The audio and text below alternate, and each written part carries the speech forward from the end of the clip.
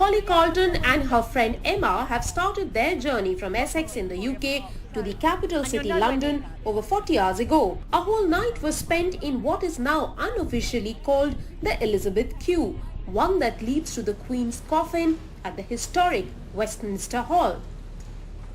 We got started queuing about 11:45, queued through the night, met loads of lovely people, haven't we? It's been a hard experience with that all night, but worthwhile. Queen Elizabeth II has been lying in state for people to queue up to pay their respects one last time. A member of the royal family, sometimes King Charles III, is keeping vigil at the coffin. That's unbelievable. She'd never believe this, honestly. She really wouldn't. She would love it. It's amazing.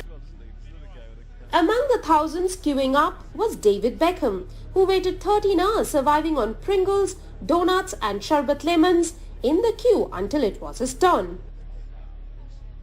I grew up in a family that were all royalists, and I said earlier that today I think back to my grandparents, because if my grandparents were alive they would have been here, so it's nice to be here to celebrate with everybody the life of Her Majesty and the legacy that she's left. London is looking a lot different. Over 10,000 policemen patrolling the city ahead of the big global event, the funeral of Queen Elizabeth II on Monday the 19th. Over 100 heads of state, including US President Joe Biden, will attend the funeral.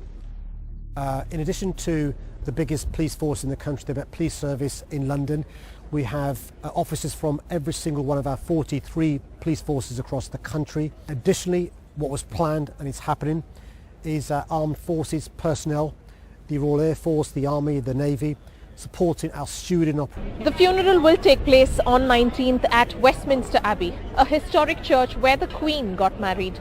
The hall has a capacity of over 2,000 persons. World political leaders, celebrities such as Sir David Attenborough, Sandra Oh, Gregory Charles will attend. The ceremony will broadcast live in cinemas and cathedrals across the country. Just after the funeral, the Queen's coffin will be taken in a procession to Windsor Castle, her favourite home among her many. Radhika Iyer in London, NDTV.